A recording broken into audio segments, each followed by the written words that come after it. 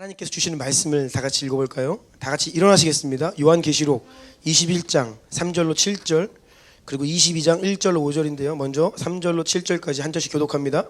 내가 들으니 보좌에서 큰 음성이 나서 이르되 보라 하나님의 장막이 사람들과 함께 있으매 하나님이 그들과 함께 계시리니 그들은 하나님의 백성이 되고 하나님은 친히 그들과 함께 계셔서 모든 눈물을 그 눈에서 닦아주시니 다시는 사망이 없고 애통하는 것이나 곡하는 것이나 아픈 것이 다시 있지 아니하리니 처음 것들이 다 지나갔음이러라. 보좌에 앉으신 이가 이르시되 보라 내가 만물을 새롭게 하노라 하시고 또 이르시되 이 말은 신실하고 참되니 기록하라 하시고 또 내게 말씀하시되 이루었도다. 나는 알파와 오메가요 처음과 마지막이라. 내가 생명수 샘물을 목마른 자에게 값없이 주리니 이기는 자는 이것들을 상속으로 받으리라. 나는 그의 하나님이 되고 그는 내 아들이 되리라. 아멘.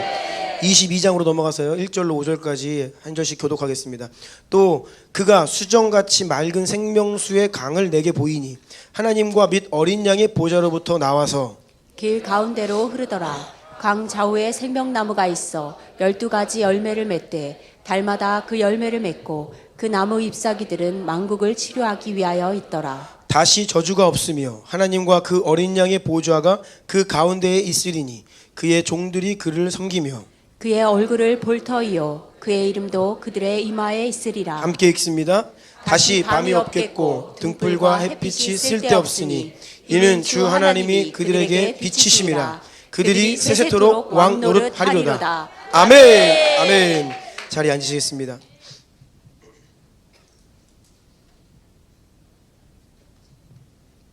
올해 하나님께서 우리에게 주신 말씀을 기억하기를 원합니다. 이르시되 내가 은혜 베풀 때에 너에게 듣고 구원의 날에 너를 도왔다 하셨으니 보라 지금은 은혜 받을 만한 때요 보라 지금은 구원의 날이로다. 아멘. 은혜 받을 만한 때다라는 것은요 하나님의 은총의 시간이다 라고 선포해 주시는 겁니다. 여러분 바로 지금이 그런 하나님의 은총을 받을 만한 때라고 우리에게 주께서 말씀하고 계십니다. 이스탄불 소식을 잘 들었지만 놀이터는요 하나님의 은총으로 우리 가운데 역사하시다는 하나의 표적입니다. 아멘. 증거입니다. 아멘. 하나님의 은총이 아니면요 그곳에 그 놀이터 쓸 수 없는데요 하나님께서 정말로 은혜로 은총으로 우리 가운데 역사하고 계시는 살아있는 증거다라고 할 수 있습니다. 여러분 올 한 해를 기대하셔야 합니다. 정말로 하나님께서 여러분 각자에게 우리 교회 위에 우리 POG 공동체 위에 은총을 부어주시는 해가 될 것입니다. 그리고 지금은 구원의 날이다 말씀하세요. 우리를 통해 많은 영혼들을 구원하시겠다 말씀하고 계십니다. 그래서 지금 우리에게 허락된 이 전도의 새로운 시즌은 우연이 아님을 믿습니다. 우리를 영혼들을 주님께로 구원하는 전도의 자리로 부르고 계십니다. 그래서 오늘 오후도 전도 전략회의 두 번째 회의가 진행됩니다. 기쁨으로 함께해 주시고 하나님께서 열어주시는 이 구원받을 만한 때의 시즌을 우리가 놓치지 않고 기름 부음 받아서 많은 작정되고 예비된 영혼들을 구원하는 저와 여러분 우리 교회 되기를 예수 이름으로 축복합니다. 그리고 주님께서 계속 말씀하시는 거예요. 보라 은혜 받을 만한 때다. 보라 구원의 날이다. 아멘. 보라는 거예요.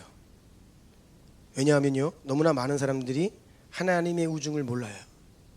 너무나 많은 성도들이 교회들이 하나님이 하고자 하시는 일들에 관심을 두지 못합니다.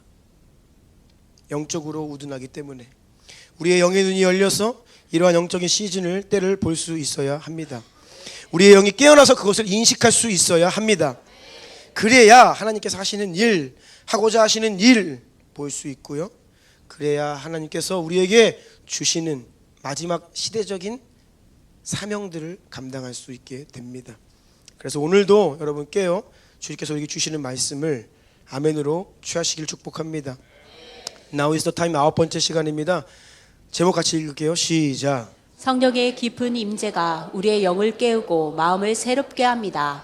아멘. 아멘. 이러한 제목으로 하나님 말씀을 선포하겠습니다. 죄라고 하는 것은요 어떤 나쁜 일을 한다라고 하는 표면적인 행동에 대한 문제가 아닙니다. 죄는 본질적으로 그 깊은 근본은요 하나님과 끊어진 상태를 말해요. 단절된 상태, disconnected 되어 있는 상태, 하나님과 사람이 끊어졌어요. 이게 죄예요. 죄인의 상태입니다. 본래 사람은요, 하나님과 함께 살도록 지음 받았죠. 그 사랑 안에 거하고 그 보호하심을 받고 하나님을 정말 하나님만 사랑하고 하나님만 따르고 그분의 음성을 듣고 그 음성에 순종하고 그렇게 하나님과 온전히 연결되고 연합되어 살아가도록, 그래서 그분과 연결되어 있다는 것은요, 하나님 안에 있는 그 무한한 영광과 그분 안에 있는 그 생명이 계속해서 우리에게 흘러 들어오는 거예요. 이게 바로 연결이에요. 아멘. 그렇게 하나님과 연결되어 온전히 100% 연합되어서 하나님 안에 있는 생명이 그대로 우리에게 흘러 들어오는 그러한 존재로 우리를 지으셨는데 이것이 본래 사람입니다. 그런데 모세는 시편 90편 10절에서 이렇게 말합니다. 읽어주세요. 우리의 연수가 70이요 강건하면 80이라도 그 연수의 자랑은 수고와 슬픔뿐이요 신속히 가니 우리가 날아가나이다. 아멘. 우리의 연수가 70이요 강건하면 80이다라고 말합니다.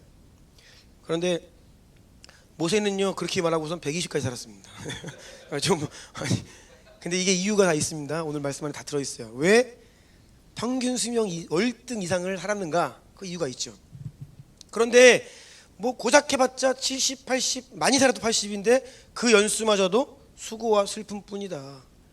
또 신속히 가니 우리가 인생을 날아간다. 이 표현을 해요. 지나고 보면요 인생 80년이 금방 후딱 지나갔다는 거예요. 굉장히 험난한 인생이고 빨리 지나가 버린다, 유한하다, 그 말을 하고 있죠. 왜 영원히 살도록 지음받은 사람이 지금은 늙고 병들고 아프고 연약하여 고통하며 사는지 아십니까? 왜 인간은 제한된 수명을 살고 때가 되면 죽음을 맞이하게 되는 것입니까? 하나님만이 아시죠. 세상은 몰라요. 과학자들은 모릅니다. 왜 사람이 늙는지, 왜 유효기간이 있는지, 왜 모든 사람이 다 죽는지 몰라요. 이유를 그냥 그런 거예요. 이유를 알지 못합니다. 하지만 하나님은 우리에게 분명히 말씀하십니다. 로마서 6장 23절 함께 읽습니다. 시작. 죄의 삭은 사망이요 하나님의 은사는 그리스도 예수 우리 주 안에 있는 영생이니라. 아멘. 이유를 분명히 말씀하시는데 그 이유는 바로 죄 때문이다. 근데 죄가 뭐라고요? 하나님과의 단절. 죽음은요 우리의 죄로 인해 하나님과의 관계가 완전히 끊어진 결과입니다. 끊어진 결과예요. 그런데 반대로 영생은 그리스도 예수 우리 주 안에 있다. 예수님 안에 하나님과 연결되면 다시 영원한 생명이 회복되는 것이죠. 다시 말씀드립니다. 원래 사람은 하나님과 온전히 연결되어 하나님 안에 있는 그 영원한 생명이 우리에게 계속해서 공급됨으로 인하여 영원히 살 수 있는 존재였습니다. 그런데 그 생명줄이 끊겨버린 거예요. 사람이 죄를 짓자 하나님께서 그 임재를 이 땅에서 거두셨습니다. 거룩하신 하나님께서 죄인들과 함께 하실 수 없어요. 그래서 그 임재를 잠깐 하늘로 옮기셨어요. 연결이 끊어진 것입니다. 그래서 우리가 늙고 병들어 결국 죽게 되는 것입니다. 다른 이유가 아닙니다. 하나님의 임재가 이 땅에서 거둬졌기 때문에. 하나님과의 영적인 교류가 끊어진 것이 바로 영적인 사망이라는 가장 큰 저주인데요. 이것이 가장 큰 저주예요. 그런데 제가 말씀드립니다. 영적인 것은 가장 실제적이다. 그러니까 영적으로 가장 큰 저주인 하나님과의 연결이 끊어진 그 결과가 우리가 오늘도 아프고 병들고 죽고 고통하고 눈물 흘리고, 이 영적인 사망이 눈에 보이는 육적인 세상에서 열매로 결과로 드러난 것이지요. 에덴 동산에서 살았던 이 아담과 하와, 또 지금 우리 어떤 우리가 이 지음받은 이 구성 요소가 다른 게 아닙니다. 인류 첫사람은요 좋은 흙으로 만들어졌고 우리 들에는 좀 좋은 흙인 것 같은데 얼굴이 피부가 좋아요. 우리는 좀 B급 흙으로 만들어져가지고 고통하는 게 아니에요. 다 똑같이 지어졌어요. 그런데 문제는 달라진 것이 있는데 에덴 동산은 하나님이 함께 거주하시던 공간입니다. 그것은 하나님이 온전히 지배하시고 다스리시고 통치하시던 공간이에요. 그런데 지금은 하나님께서 그 거처를 하늘로 옮기셨다고요. 대신 이 세상은요 사탄이 공중 권세를 잡고 대신 왕노릇하고 있지요. 그러니까 에덴 동산에서는 하나님이 그 가운데 함께 거하시면서 하나님과 연결되어 생명이 계속해서 공급되었기 때문에 영원히 살 수 있는 거예요. 우리가 원래 그냥 영원히 살도록 우리 어떤 물질적인 구성 요소가 영원하다는 게 아니라 하나님의 생명이 계속해서 끊임없이 공급되기 때문에 영원히 살 수 있다는 거예요. 그런데 그 임재를 거두시자 어떻게 해요? 이제는 슬슬 병드는 겁니다. 이 땅을 죄가 사단이 왕노릇하고 다스리고 있어요. 그러니까 우리가 눈 뜨고 세상을 살아봐 보세요. 온통 우리를 병들게 하고 죽이는 것들 뿐이에요. 미워하고 시기하고 탐욕 부리고 하나님의 자리를 내몰고 인간이 그 자리를 대신 차지하고 온통 좋아 보이지만 결국은 우리를 죽이는 것들 뿐이에요. 이러한 영향력들이 이 세상에 가득해요 지금. 그러니 그렇게 시간이 지나면요 병드는 겁니다. 늙는 거예요. 죽음을 맞이할 수밖에 없는 것입니다. 우리가 부활의 몸을 입고 영원히 산다는 것은요 다시 말씀드리지만 절대로 썩지 않는 새로운 물질로 우리가 부활의 몸을 입는다? 모르겠습니다. 아직 그 몸을 안 입어봐가지고 모르겠어요. 그런데 더 중요한 것은, 더 분명한 것은 그런 차원의 문제라기보다는 근본적이고 본질적인 이유는 하나님과 연결이 다시 회복되는 거예요. 하나님과 더 온전히 연합한다는 것이에요. 오늘 계시록 본문을 보면요 이 땅에 완전한 하나님 나라가 임하면 그 성의 이름이 거룩한 성 새 예루살렘입니다. 지금이랑 도대체 무엇이 다른가? 오늘 본문 다시 한번 읽겠습니다. 21장 3절로 4절 6절 읽어주세요. 내가 들으니 보좌에서 큰 음성이 나서 이르되 보라 하나님의 장막이 사람들과 함께 있음에 하나님이 그들과 함께 계시리니 그들은 하나님의 백성이 되고 하나님은 친히 그들과 함께 계셔서 모든 눈물을 그 눈에서 닦아주시니 다시는 사망이 없고 애통하는 것이나 곡하는 것이나 아픈 것이 다시 있지 아니하리니 처음 것들이 다 지나갔음이러라.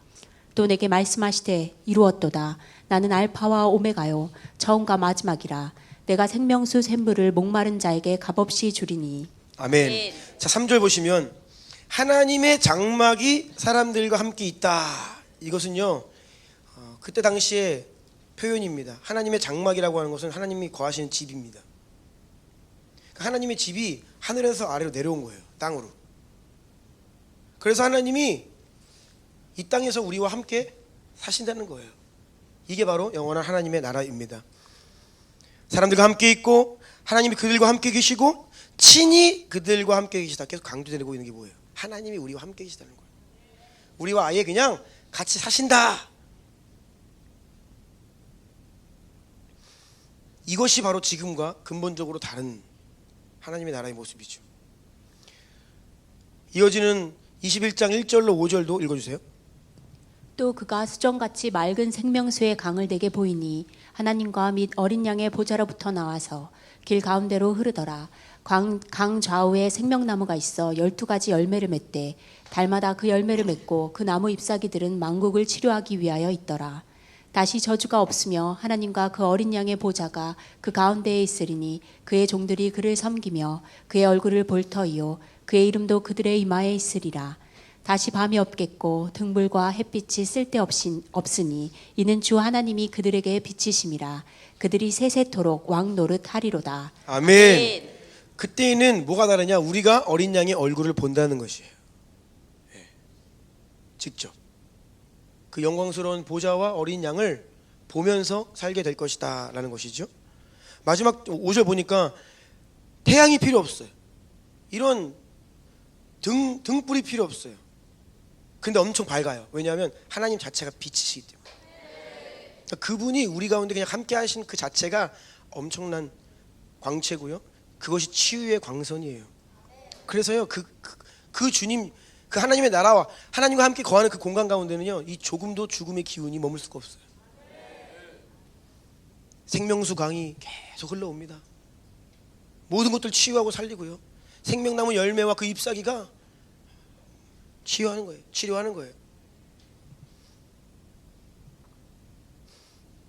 오직 하나님 안에 있는 생명으로 완전히 가득해서 우리가 그 생명으로 인해 영원히 살게 되는 나라인 것입니다. 이것이 바로 하나님과의 온전한 연합이고 그 연결이 완전하게 회복된 하나님의 나라에 대한 요한계시록의 묘사입니다. 자, 그런데 다시 창세기로 돌아가서 어떤 일이 벌어졌습니까? 하나님께서 먹지 말라고 하신, 먹으면 반드시 죽으리라 말씀하신 그 선악을 알게 하는 나무의 열매를 먹었어요. 여러분, 이거는 어쩌다 좀 실수한 게 아닙니다. 그 정도의 사건이 아니에요. 이 사건 때문에 예수님께서 성육신하심으로 하나님이 사람이 되셔야 했고요, 십자가에 올라서 하나님이 자기의 생명을 대가로 지불하셔야 되는, 대가 지불을 보면 이것이 얼마나 심각한 문제인지 알죠. 그만큼 심각한 일이에요. 그 뭐 나무의 열매 하나 따먹은 게 뭐가 그래 대수라고. 하나님이 괜히 별것도 아닌 것을 가지고 일을 크게 만드신 것이 결코 아닙니다. 우리가 지금 세상을 살다 보면 이런저런 흉악한 소식들을 듣고 있습니다. 정말로 경악할 만한 범죄가 전 세계에서 많이 벌어지고 있죠. 제가 어제 기사를 보니까요, 미국에서는 이 총기 문제가 굉장히 심각하잖아요. 그냥 모르고 동네 꼬마아이가 집을 잘못 찾아가가지고 똑똑 뚫리겠더니 총 쏴 죽였어. 외부 침입자라고 해서. 뭐 이런 말도 안 되는 일들이 막 벌어지는 거예요. 우리나라에서 일어나고 있는 수많은 범죄들 보십시오. 막 약을 타가지고 청소년들한테 몰래 먹이고, 학교에서 말도 안 되는 폭력들이 일어나고 있고, 너무나 경악할 만한 범죄의 소식들을 듣고 있습니다. 그런데 여러분, 지난 인류 역사상 지금도 계속되고 있는 그 어떤 범죄도 인류 첫사람 아담과 하와의 죄를 넘어서는 죄는 결코 없습니다. 그러니까 우리가 이 부분에서 굉장히 인본주의적으로 착각을 하고 있는 게 있어요. 아, 그거 따먹은 거는 그게 뭐예요? 뭐 누굴 죽였어요? 뭐 나쁜 해코지를 했습니까? 그냥 뭐 그 나무의 열매 좀 호기심 가지고 먹은 게 뭐 그게 대수야? 라고 생각할 수 있다는 거예요. 그런데 모든 인류 역사상 그런 큰 범죄들은요, 사실 아담과 그 첫사람의 범죄의 아류일 뿐이에요. 하위 카테고리에 그보다 덜 중한 범죄예요. 가장 큰 범죄는요, 바로 그 첫사람 아담, 하나님이 명하신 선악을 알게 하는 나무의 열매를 따먹은 사건이었어요.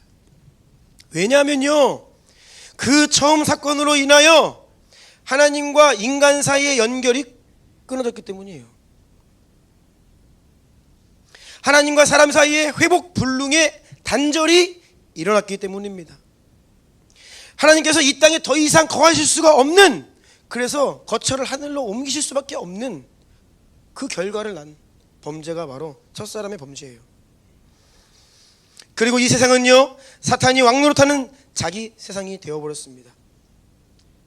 그래서 오늘 우리가 눈에 보이는 모든 죄악들은요, 이러한 죄의 본질의 결과일 뿐이고 열매일 뿐이에요. 그 처음 범죄는요, 주인이 바뀐 사건입니다. 우리가 누구의 말을 듣느냐, 어디에 관심을 갖느냐, 누구의 말을 순종하며 따르느냐, 그게 바로 우리의 주인이 누구인지를 결정한다고 했죠. 하나님께서 명하신 말씀을 잠시 잊고요, 이 뱀의 거짓말에 속았는지 자기의 탐욕에 이끌려 미혹된 거죠. 주인이 바뀐 거예요. 원래 하나님이 주인이셨지만 이제는 사탄이 주인으로 바뀌어버렸어요. 하나님의 자녀들이 이제는 뱀의 자식으로 전락해버린 사건이다라는 것이죠.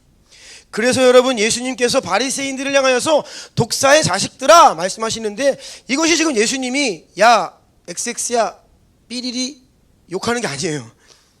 오해하시는 분들 계세요. 예수님도 욕했는데 우리도 욕할 수 있다? 아니요, 욕이 아닙니다. 그거는 분명한 정체성이에요. 예수님이 분명하게 이 진단을 하셔서 그들이 영적으로 실상은 어떠한 정체성인지를 밝히신 거예요. 너희는 지금 너희가 스스로 구원받은 하나님의 자녀라고 착각을 하고 있는데 아니다. 너희는 저주받아 멸망할 뱀의 자녀다. 사탄의 자식이다 라고 그들의 소속이 어디인지, 그들의 주인이 누구인지, 그들이 누구를 왕으로 섬기고 있는지를 정확하게 말씀하신 거예요. 이게 독사의 자식들아 라고 말씀하신 의미입니다. 여러분, 우리가 누구와 연결되어 삽니까? 누구의 말을 듣습니까? 누구를 따릅니까? 그것이 바로 우리가 누구의 자녀인지를 말해줍니다. 그러니 이 처음 범죄는요, 더 이상 하나님은 나의 주인이 아니다. 이제 나는 하나님과 상관이 없다. 나는 내 생각대로 살겠다. 내 의지대로 살겠다. 내 육신을 따라 살겠다 라고 선언한 반역이고 배신이었어요. 여러분, 사람이 배신을 한다, 배신 당해봤습니까? 여러분, 사람 사이에 배신 용서하기 굉장히 힘듭니다. 그럼 많은 사람들이 한번 배신당하면 평생 원수로 지냅니다. 얼굴 안 봐요. 말도 섞지 않습니다. 어떤 사람이 자기가 속한 조직을 배신했다, 국가를 배신했다, 교과서에 실려서 시대가 지나도 매국노라고 하는 꼬리표가 붙습니다. 그런데 하나님께서 창조하신 사람이 하나님을 배반했다? 하나님께서 위임하신 그 모든 권위를 통째로 사탄에게 갖다 바쳤어요. 이것이 첫사람의 범죄입니다. 그래서 여러분, 하나님을 모르고 살아가는 세상에 많은 사람들이 있습니다. 불쌍하지요? 우리는 그들을 불쌍히 여겨야 돼요. 왜냐하면 그냥 평범한 자연인이에요. 그냥 평범한 가정에서 태어나서 뭐 이렇게 큰 범죄, 나쁜 짓 하지 않고 그냥 살아가는 선량한 시민? 성경이 그렇게 얘기하나요? 선량한 시민이다? 착하게 산다? 아니요, 결코 그렇게 이야기하지 않습니다. 다시 말씀드리지만 이 부분에서 우리가 인본주의적인 생각을 내려놓지 못하기 때문에 세종대왕은 그러면 지옥 갔어요? 하나님 불공평하세요? 착하게 살았는데요? 우리 수준에서 누가 착하네 선하네? 주님은요 그렇게 어설픈 말씀 하지 않으세요. 자, 로마서 3장 9절로 18절 읽어주세요. 그러면 어떠하냐? 우리는 나으냐? 결코 아니라. 유대인이나 헬라인이나 다 죄 아래에 있다고 우리가 이미 선언하였느니라. 기록된 바 의인은 없나니 하나도 없으며 깨닫는 자도 없고 하나님을 찾는 자도 없고 다 치우쳐 함께 무익하게 되고 선을 행하는 자는 없나니 하나도 없도다. 그들의 목구멍은 열린 무덤이요 그 혀로는 속임을 일삼으며 그 입술에는 독사의 독이 있고 그 입에는 저주와 악독이 가득하고 그 발은 피 흘리는데 빠른지라.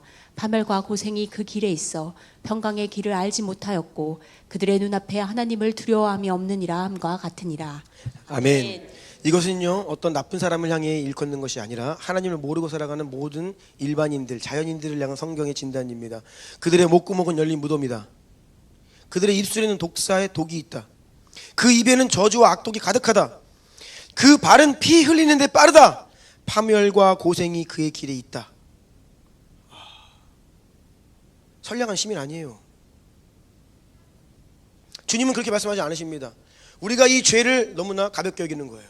하나님을 떠나고 하나님을 잊고 하나님과 단절되어 살아가는 인간의 모습에 대해서 너무나 우리가 긍정적인 평가를 하고 있어요. 출처가 어디입니까? 출처는 성경이 아니라 이 땅이에요. 원수의 거짓말이에요. 사람의 생각이에요. 성도들이 세상을 살아갈 때에, 사람을 바라볼 때에 하나님의 관점으로, 하나님의 마음으로 진리를 가지고 세상을 바라봐야 되는데 자기 생각을 하나님의 생각으로 착각하고 살아가요. 자, 에베소서 2장 1절로 3절도 읽어주세요. 그는 허물과 죄로 죽었던 너희를 살리셨도다. 그때에 너희는 그 가운데서 행하여 이 세상 풍조를 따르고 공중의 권세 잡은 자를 따랐으니 곧 지금 불순종의 아들들 가운데서 역사하는 영이라. 전에는 우리도 다 그 가운데서 우리 육체의 욕심을 따라 지내며 육체와 마음에 원하는 것을 하여 다른 이들과 같이 본질상 진노의 자녀였더니. 아멘. 공중 권세 잡은 자를 따르고 있어요. 다만 그것을 깨닫고 있지 못하는 것이죠. 그것이 이렇게 감추어져 있는 거예요. 사람들 속고 사는 것이죠. 불순종의 아들들이다. 내가 누구에게 불순종했는데요? 사람들은 항변할 겁니다. 그런데 하나님을 모른 채 살아가는 모든 인생은 불순종의 아들들이에요. 본질상 진노의 자녀다. 그리스도의 십자가 은혜 아래 있지 않은 모든 사람은요, 그들에 대한 성경의 진단은 아주 단호합니다. 성경은요, 육체의 일들에 대해서 많은 그 결과들을 나열합니다. 뭐 탐욕과 음란과 시기, 질투, 살인. 그런데요, 그 육체의 일이라고 하는 것은요, 다르게 이야기하면 개인주의예요. 이기주의입니다. 우리가 이기주의, 개인주의 그러면 별것 아닌 것처럼 느낀다는 거예요. 그런데 그것이 바로 육체의 일이다. 하나님과 상관없이 내 뜻대로, 나 중심대로, 나를 위해 살아가는 사람들을 향해 성경은 분명하고 확고하게 말씀하고 있어요. 우리가 우리의 생각을 바꿔야 됩니다. 그럴 수도 있지 뭐, 그리 심각한 죄야? 이러한 생각들을 예수 이름으로 파쇄할지어다. 아멘. 죄는 하나님과 단절입니다. 죄인은 하나님을 떠나 하나님과 별로 상관없이 사는 인생을 말합니다. 바로 이것이 오늘날 모든 질병, 상처, 고통, 결국 사망에 이르기까지 이 세상 모든 사람들이 겪으며 살아가는 각종 모든 문제의 근본 원인이다. 이유이다. 그래서 여러분, 예수님이 이 땅에 오셔야만 했고요, 사람이 되셔야만 했고, 우리의 모든 죄와 저주를 다 짊어지시고 십자가에 오르셔서 죽으셔야만 했습니다. 십자가를 통해 단절되고 끊어진 우리와 하나님과의 관계를 다시 연결시키시기 위해서, 그 끊어짐의 저주를 다시 깨뜨리시고 연합시키기 위해 자기 생명을 주시고 십자가에 오르신 것입니다. 그 예수님의 공로를 여러분 늘 기억해야 됩니다. 찬양해야 됩니다. 인정해야 합니다. 아멘. 그런데 여전히 문제가 있어요. 주님께서 십자가에 달리시고 죽으시기 마지막에 다 이루었다 말씀하시는데, 다 이루었다 하셨는데 문제가 있어요. 예수님이 다 이루어 놓으신 그 일이 저와 여러분 우리 안에, 이 땅 위의 교회 안에 온전한 믿음으로 적용되고 워킹하고 실제가 되고 누려져야 하는데, 이 부분에서 문제가 있어요. 십자가 위에서 이루신 구속의 역사가 예수 그리스도가 다시 오시는 그날에 완전히 완벽하게 완성될 것인데, 우리는요 지금 그 완성을 향해 가는 중이에요. 그래서 때로는 불완전합니다. 연약해요. 주님은 다 이루셨지만 그것이 이 땅에 실제로 적용되는 과정 중에 있다는 거예요. 우리가 그러한 과도기 속에 살고 있다는 사실을 늘 기억해야 합니다. 그날에 오기까지는요, 완전하신 예수 그리스도께서 이 땅에 오시기까지는요, 십자가에서 이루신 일들이 우리 안에 부분적으로, 그런데 어떻게 성취되냐, 부분적으로 따라하세요. 나의 믿음의 분량만큼, 나의 믿음의 크기만큼. 아멘. 이 땅을 살아가는 저와 여러분, 우리의 믿음의 분량과 크기만큼 십자가는, 그 생명은 실제가 되고요, 적용되고 누려질 수 있다는 것입니다. 이것이 바로 완성을 향해 나아가는 과정이에요. 사실 하나님께서 우리에게 주신 가능성에는 제한이 없습니다. 제한 없는 가능성이에요. 그런데 우리가 그 무한한 가능성 안에서 어떤 믿음을 가지고 그걸 누릴 것인가, 이 부분에서 자꾸 우리 스스로를 제한시켜요. 나는 태생이, 출생이 별로야. 우리 집안 환경이, 난 상처 많이 받았어. 나는 많이 못 배웠어. 나는 건강하지 않아. 나는 똑똑하지 않은데? 우리 집은 돈도 별로 없어. 아, 누구는, 목사님은 아버지부터 목사님이셨는데 나는 내가 처음이고. 여러 가지 자기 자신의 연약함, 상황과 환경, 과거의 문제, 이러한 온갖 것들로 우리 자신 스스로를, 믿음을 제한한다는 거예요. 그래서 거기 안에 스스로 갇혀요. 그래서 이 무한한 하나님의 이루신 그 생명을 공급받지 못한 채 제한적으로 살아간다는 것이죠. 너무나 안타까운 것입니다. 세상도 우리를 가만히 두지 않습니다. 우리를 둘러싸고 있는 세상이 너무나 죄로 인해 타락한 세상이에요. 여러분과 관계 맺고 있는 모든 사람들이 다 연약한 죄인들이에요. 그리고 우리 안에 여전히 타락한 육체의 본성이 있어요. 그러니까 사방으로 우겨싸임을 당해서 우리의 믿음을 넘어뜨리려 하고 꺾으려 하고 제한하는 온통 이 땅의 것들로 가득해 살아간다는 것이에요. 이것이 바로 하나님이 완전히 이루신 그 하늘의 생명이, 그 연결이 아직 온전히 우리 가운데 이루어지지 못하고 있는 이유예요. 아멘. 그래서 예수 그리스도께 다시 오시는 그날에는 가장 먼저 어떻게 합니까? 사탄을 잡아요. 그리고 무정행에 집어넣는 거예요.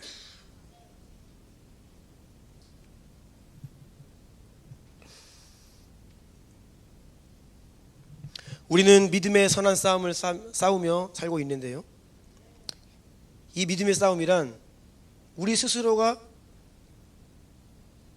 그어놓은 제한선, 한계선을 깨뜨리는 거예요. 아멘. 믿음의 선한 싸움은 사실 자기와의 싸움입니다. 내 스스로가 그어놓았던 제한들, 한계들을 파쇄하고 다음 단계로 그 영역을 넓히는 거예요. 우리의 믿음의 분량을 확장시키는 것입니다. 우리 믿음의 분량의 깊이를 더하는 것이에요. 이것이 바로 믿음의 싸움입니다. 우리는 본래 최악의 상태였어요. 인류 첫사람의 범죄 때. 그런데 예수 그리스도께 다시 오시는 그 마지막 날은요, 최상의 상태야. 최악에서 최상으로 가는 가운데 있는 거예요. 아멘. 계속해서 믿음으로 도전하셔야 됩니다. 아멘. 예수 믿고 끝나는 거 아니에요. 그거는 종교입니다. 예수 믿고 구원받으면 되지, 이미 그 안에 생명이 없어요. 생명은 계속해서 자라가고 번성하고 확장되고 커져가는 것인데, 구원받으면 예수 믿으면 됐지, 구원받으면 되지, 죽고 천국만 가면 되지, 뭐 지옥만 안 가면 되지 라는 생각 안에 과연 생명이 있습니까? 그러한 종교 안에, 형식 안에 생명이 있습니까? 우리가 믿음의 경주를 하며 나아갈 때에 우리의 인생에 끊임없는 장애물들이 등장합니다. 여러분은 그것을 넘으셔야 합니다. 외부로부터 원수의 방해와 공격이 계속 부어지고 있어요. 그것을 믿음의 방패를 들어 막아내셔야 됩니다. 여러분 안에 내부로부터 타락한 본성이, 옛사람의 습성이 우리를 가만두려 하지 않습니다. 그럴 때 우리는 어떻게 해야 됩니까? 따라하세요. 계속해서, 끊임없이, 반복해서, 수시로, 순간순간. 아멘. 십자가 붙들고 예수 이름 선포하고 하나님과의 연결과 연합을 추구해야 돼요. 이것이 영적인 활동이고 이것이 우리가 사는 길입니다. 이것을 멈추는 순간 단절이 일어나요. 생각해 보세요, 여러분. 우리 정신 차리지 않으면요, 금방 주님 잊고 살아요. 오늘 하루 바쁘게 살았는데 생각해 보니까 주님을 생각 안 했어. 너무 바빠가지고 그냥 막 내가 열심히 하고 막 정신없이 다니면서 막 일하고 막 그런. 근데 되돌아보니까 내가 주님 이름 부르지도 않고 주님 생각하지도 않고 그냥 내 힘으로 살았네. 우리는요, 잠시만 정신 안 차리면요, 하나님을 잊고 살아가요. 그 순간에 단절이 일어난다는 것이에요.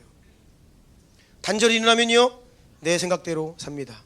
내 의지대로 결정합니다. 내 마음대로 나아갑니다. 근데 그 길은요, 멸망의 길이에요. 여러분, 오해는 하지 마십시오. 무슨 하나님과 우리가 구원받았다, 멸망했다, 뭐 그걸 말씀드리는 게 아니에요. 우리의 영은 구원받았지만요, 우리의 혼적인 영역에서 여러분의 생각과 여러분의 감정과 내면과 그 의지, 감정, 그 영역 가운데 연결과 단절이 반복해서 일어나요.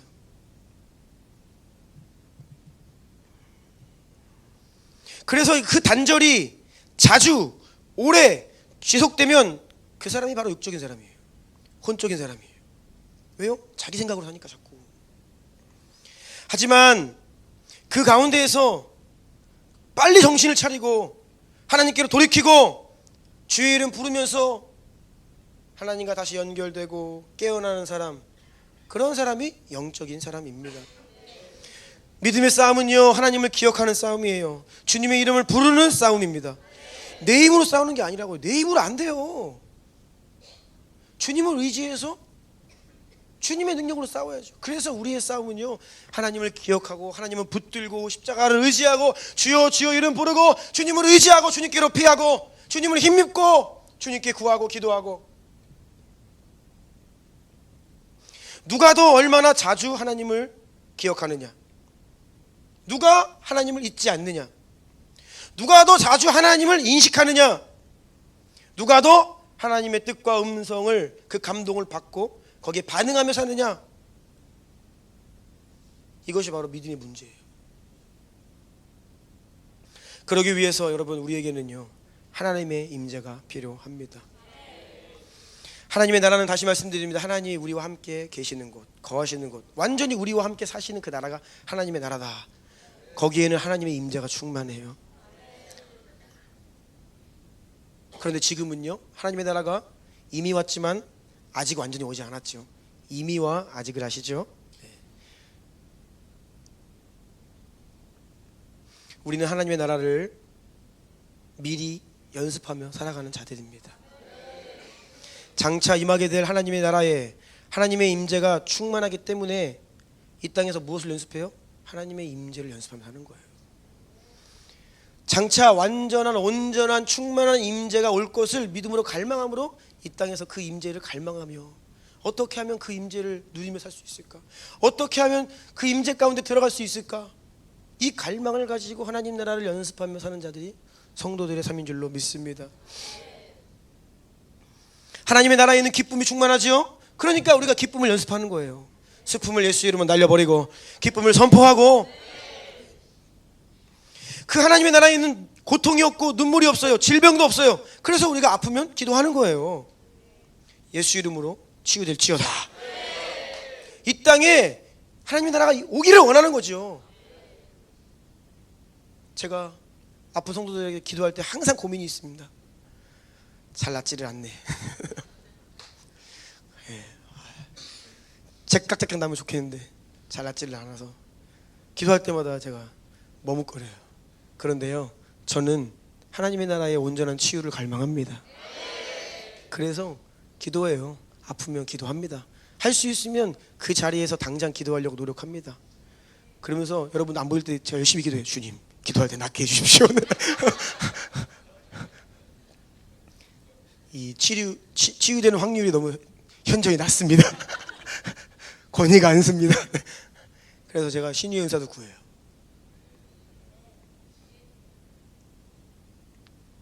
교회가 어떤 곳입니까? 이곳에 임한 하나님 나라를 사람들이 볼 수 있어야 돼요. 그러면요, 완전한 하나님 나라에 있는 것이 여기 지금 있어야 돼요. 아멘. 그래서 여러분 기뻐하십시오. 그리고 아이들 너무 아픈데 아프지 좀 마라 얘들아. 그러니까 아프면요, 좀 아버지들 좀 열심히 기도해서 살려가지고 데리고 오세요. 그렇죠? 네. 자꾸 이 세상의 프레임이 교회에서 바이러스를 옮기네, 이 프레임 지금 강하잖아요. 그렇죠? 호주의 소식 들었어. 제가 호주도 이제는 학교들이, 대학교들이 이 교회 예배 드리는데 강당을 잘 안 빌려준대요. 코로나 때 종교 행사하면서 이 코로나가 많이 퍼졌다, 이런 인식들이 있는 것 같아요. 전 세계적인 프레임이에요. 그러니까 이제 우리가 그 프레임 박살내는 유일한 방법은 뭐예요? 우리가 모여 예배하지만 치유가 일어나는 것. 아멘. 네, 초대교회가 그랬잖아요. 네. 여러분, 시대를요 우리의 힘으로, 우리의 전략으로 돌파할 수가 없어요. 방법은 한 가지예요. 하나님이 임재하셔야 됩니다. 하나님이 치유해 주셔야 돼요. 생명이 저와 여러분 우리 가운데 있고 이 공간 안에 생명이 가득하면요, 그것이 능력이 돼요. 아멘. 그것이 교회가 교회라고 하는 증거예요. 아멘. 전도하 나가실 때에도 좀 얼굴에 먼저 천국을 임하게 한다 나가시라고. 우리 청년들이 열심히 토요일에 전도하는데요, 제가 한 가지 걱정되는 게 있어. 전도 나가기 전에 힘을 다 빼고 나가. 기도를 너무 많이 하고 나가. 그래서 제가 제 방에서 이렇게 기도 소리가 들리잖아요. 언제 나가는 거야? 막 죽어라 기도해요. 1시간, 2시간씩. 나갈 때 보면 힘이 없어. 그래서 축복합니다. 어저께 전도 다 마치고 해질 때쯤 들어왔는데 얼굴들이 다, 네. 왜냐하면 새벽부터 공항 나갔다 왔거든요. 새벽에 공항 나갔다 와서 아침에 청소하고 낮에 준비하고 오후에 기도하고 또 전도 나갔다 오니까 뭐 육신은 완전히 쇠퇴한 거야. 그래서 조금, 네, 축복합니다. 네. 왜냐면 우리 얼굴에 빛이 있어야죠. 네. 근데 아마 그 입술에 권세가 있었을 것입니다. 아멘, 아멘. 그래서 명희가 한마디 하더라고요. 아, 목사님 오늘은 사람들이 너무 바쁜 것 같아요. 사람들이 바쁜 게 아니라 바쁜 사람들을 끌어당겨야 돼, 우리가. 생명력으로. 아멘. 네. 여러분, 이것이 바로 하나님을 기억하는 것이고 하나님과의 연결을 추구하는 믿음의 삶인 것입니다.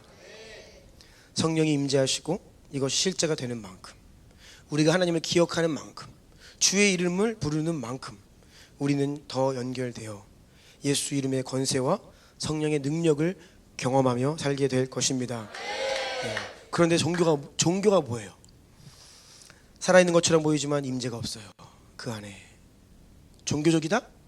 지식은 있지만 실제가 없는 삶이 종교라고 얘기해요. 실상은 하나님과 단절된 채 사는 거예요. 그러니 주일날 예배드리고 돌아서면 내 인생 사는 거예요. 내 생각대로 결정하고 하고 싶은 거 하고 육신의 필요를 따라 살고 사실 세상과 똑같은 삶을 살게 되는 것이죠.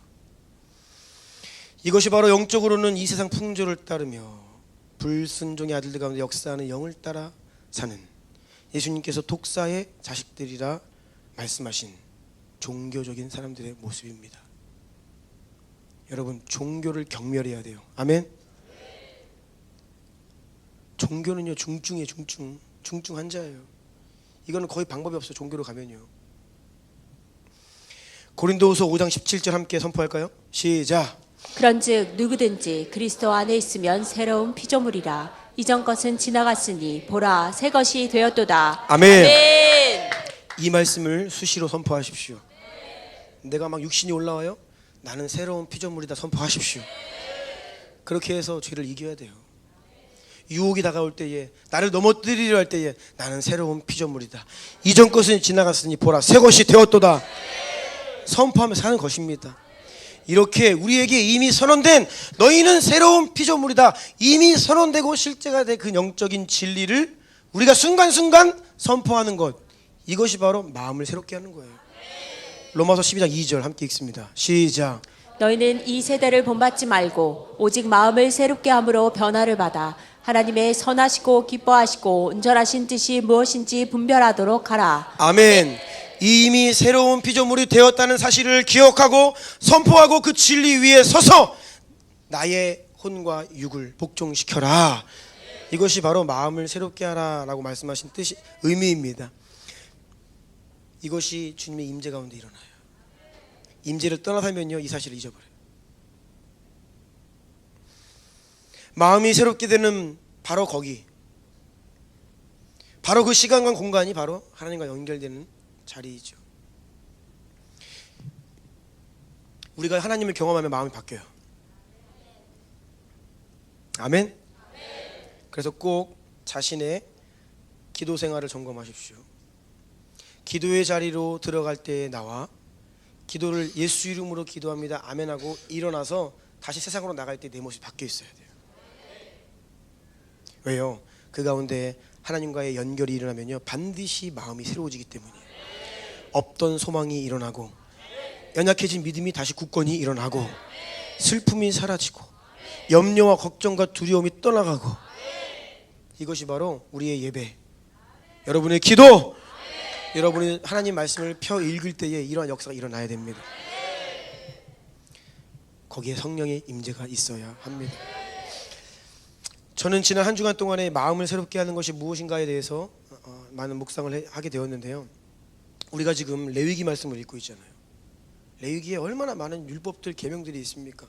하지 말아야 될 것들, 목록들 너무 많고요. 또 반드시 해야 될 것들, 규정들이 많이 있어요. 당시의 배경을 우리가 온전히 이해하지 못하기 때문에 또 많은 내용들은요, 이해하기가 어려워요. 너무 어려워. 어떤 단어는요, 그 의미도 잘 모르겠어요. 하나님은요, 왜 우리에게 이렇게 많은 구체적인 지침과 규정들을 끝없이 자세하게 기록해 주셨을까요? 이것이 무엇일까요? 하나님께서 정하신 절기들이 있습니다. 특별히 레위기 17장, 지난 주간에 우리가 그거 지나왔죠. 17장을 보면요, 대속죄일에 1년에 한 번 대제사장이 지성소에 이제 들어가죠. 들어가서 먼저 자기의 죄를 사하고 백성들의 죄를 사하는 어떤 그런 일들을 하는데요. 거기에 많은 규정들이 있습니다. 몇 가지 규정들 중에 한 가지 보니까 세마포 옷을 입으래요. 여러분, 세마포 옷이 뭔데요? 다른 섬유로 된 옷을 입으면 더럽습니까? 세마포 옷은 거룩한 거예요?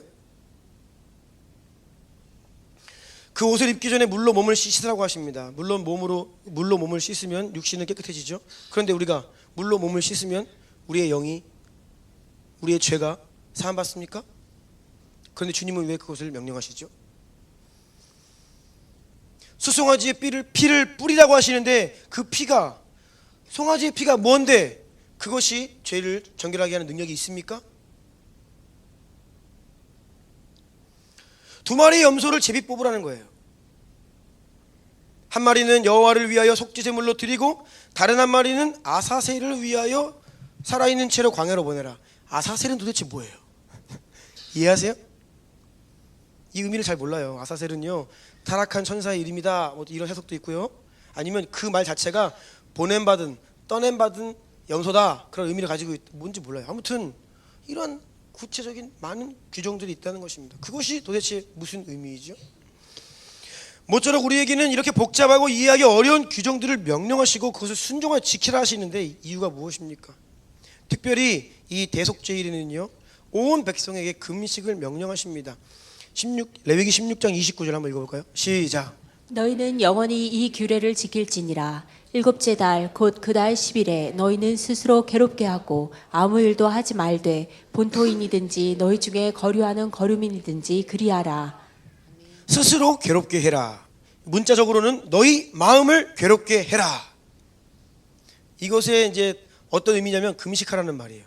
금식함으로 너희가 스스로 자발적인 고통 가운데 들어가야 된다. 너희 마음을 괴롭게 해라 라고 명령하십니다. 여러분, 마음을 괴롭게 하면 죄가 없어져요? 아니죠. 그렇게 할 것 같으면 열심히 고행하시면 돼요. 근데 그게 우리의 죄를 사하게 하는 능력이 있는 게 아닙니다. 그런데 왜 이것을 명령하시냐고요. 이 모든 명령에 순종하는 과정을 통해 따라하십시오. 우리의 마음이 새롭게 된다. 아멘.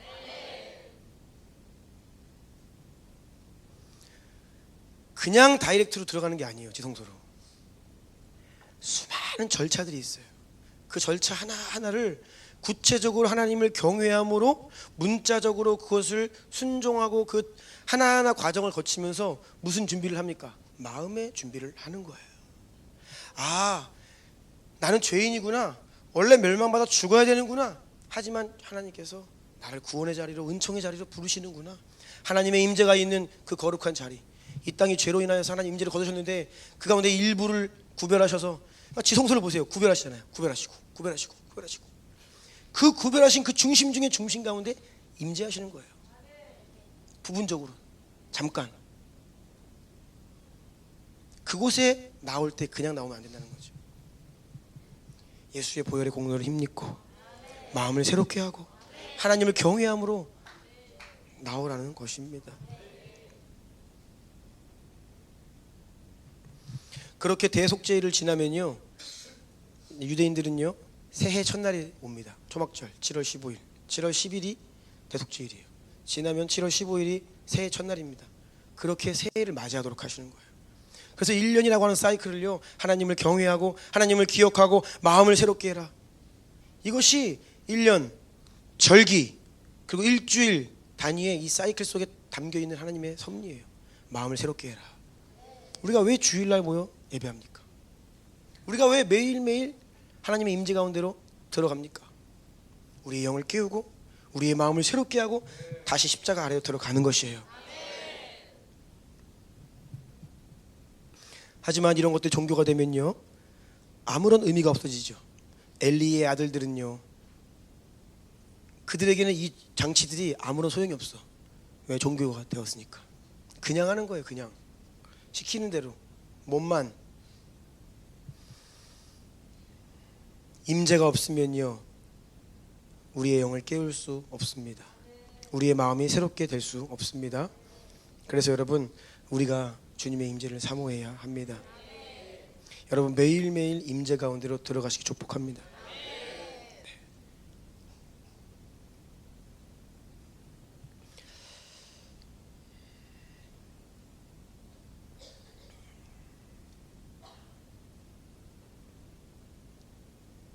우리가 다 연약하여서 넘어지거든요.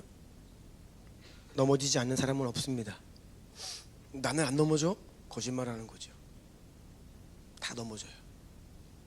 때로는 죄도 짓고요. 때로는 잠깐 하나님을 잊고 내가 주인인 것처럼 살 때도 있고요.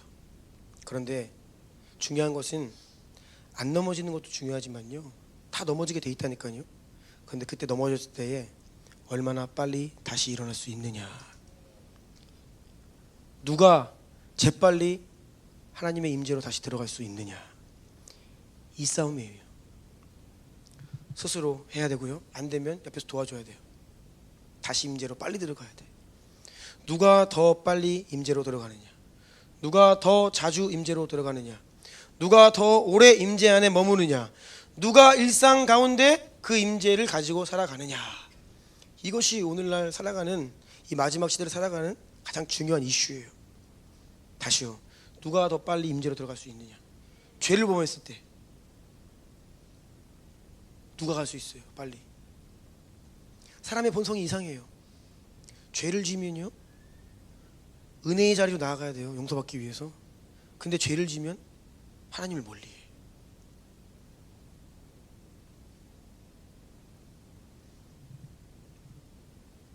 고린도서 4장 16절에 그러므로 우리가 낙심하지 아니하노니 우리의 겉사람은 낡아지나 우리의 속사람은 날로 새로워지도다. 아멘. 누구의 속사람이 날로 새로워집니까? 그 사람은 바로 성령의 임재를 갈망하고 그 임재 안에 거하는 것을 즐거워하는 사람입니다. 아멘. 마지막으로 이 말씀을 드리고 말씀을 마무리하려고 하는데요, 여러분, 하나님과 다시 연결된다는 것은요, 영이신 하나님과 나의 영이 연결된다, 하나님의 마음과 내 마음이 다시 연결된다, 하나님의 생각과 내 생각이 연결된다. 그러니까 하나님께 있는 것이 그 연결을 통해 나에게 흘러 들어오는 것이라고 말씀드렸죠. 연결이 되면요, 순간 변화될 수 있어요. 연결이 되면요, 순간 하나님의 것이 나에게 딱 흘러 들어오면요, 순간 변화될 수 있습니다.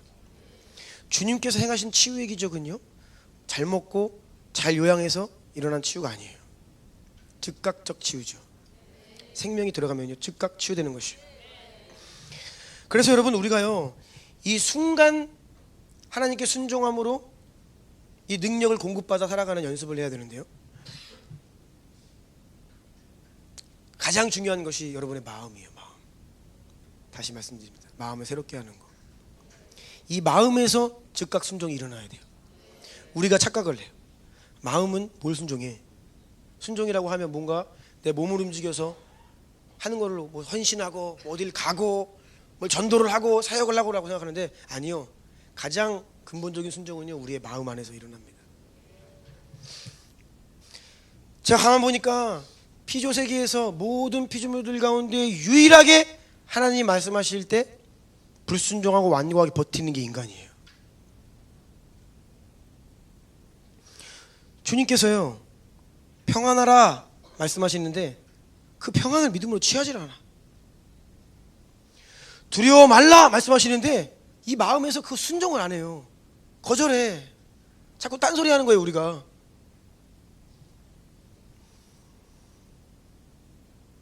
어떻게 해야 됩니까? 평안하라 하시면 평안해야지요. 근데 평안이 그냥 저절로 와요? 안 오죠. 그래서 뭐 하는 거예요? 우리에게 이미 선언된 진리의 말씀을 선포하는 거예요.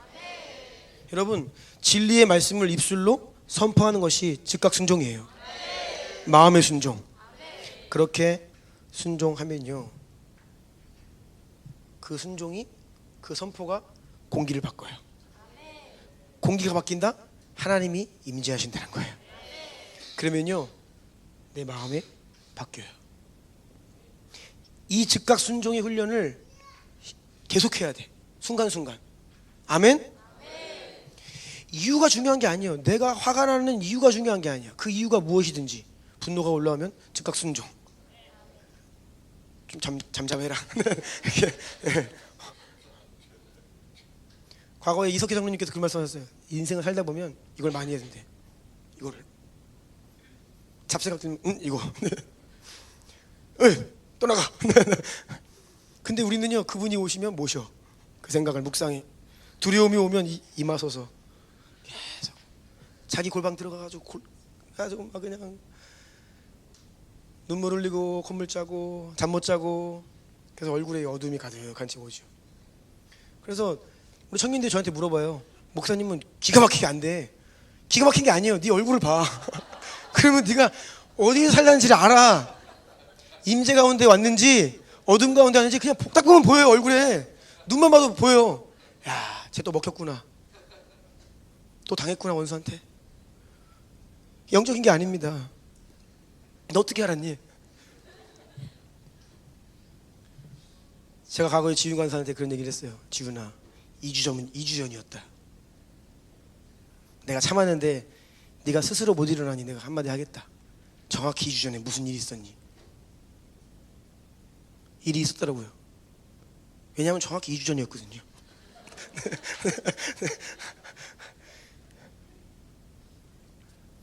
여러분, 먹히고 살면 안 돼요. 아멘. 네. 지훈 간사 쏘리. 네. 실명을 거론하지 말라 그랬는데 자꾸 제가 죄송합니다. 얼굴이 보여가지고 해와 같이 빛나고 있잖아요 지금. 아멘. 할렐루야. 네. 그래서 여러분, 주님 담대하라 말씀하시는데 왜 두려워하냐고요. 담대하십시오. 선포하십시오. 평강을 예수 이름으로 취하십시오. 네. 주님 용서하라 말씀하시는데 왜 용서 안 하죠? 용서해야 돼. 안 되면 그냥 주님께 나가서 막 부르짖으세요. 용서가 안 됩니다, 주님. 그러다 보면 용서하게 돼요. 그런데 우리는 너무나 많은 경우에 내가 완고히 버티고 순종하지 않고 내가 하려고 그래요. 내가 막 노력을 해가지고 용서를 하려고 그래요. 그러니까 안 되는 거예요. 주님의 능력으로 감당해야 합니다. 아멘. 즉각 순종하지 않으면 우리의 몸이 고생합니다. 즉각 순종하지 않으면 우리의 인생이 고달파져요. 즉각 순종하지 않으면 많은 재정적 손실을 입게 됩니다. 여러분, 순종으로 즉각 빈틈을 메워버리시는 여러분들 되시기를 축복합니다. 예배팀 좀 나와주시겠어요?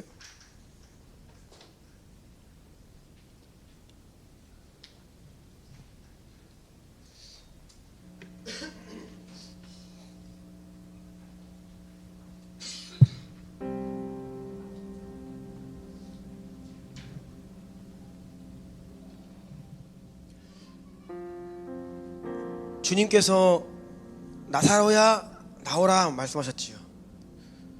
죽어서 이미 육신이 부패하고 있었던 나사로가 살아났어요. 그런데 그 나사로는요, 얼마나 더 인생을 살아났는지 모르지만 결국 그는 늙고 병들어 죽었어요. 아니, 주님이 살려주시는데 왜 죽어요? 이게 바로 우리가 살아가는 지금 현실의 한계인 거예요. 완전한 하나님의 나라가 우리 가운데 와서 그분과 우리가 온전히 연결되어 끊임없이 생명을 공급받지 않으면 우리는 죽을 수밖에 없어요. 그래서 모세가 평균 수명보다 월등히 많이 살았다고 했잖아요. 다른 이유가 아닙니다. 주님의 임재를 즐거웠기 때문이에요. 모세는요, 놀랍습니다. 늙어 죽지 않았어요. 그는 기력이 쇠하지 않았고 눈이 흐려지지 않았어요. 주님이 데려가셨지. 산으로 올라라. 홀로 느보산에 올랐습니다. 그리고 약속의 땅을 바라보고 주님이 그를 취했어요. 하나님의 임재 안에 거했던 사람의 특징이죠. 놀랍습니다. 그러니까 이 하나님과의 동행이 온전하면요, 에녹을 보십시오. 하나님 데려가시는 거예요. 그는 정말 이 땅에서 천국을 산 거죠. 취하여 가시는 거예요. 야, 너 사는 모습을 보니까 네가 있어야 될 곳은 땅이 아니구나. 내 곁으로 와야겠다. 주님이 데려가시는 거예요.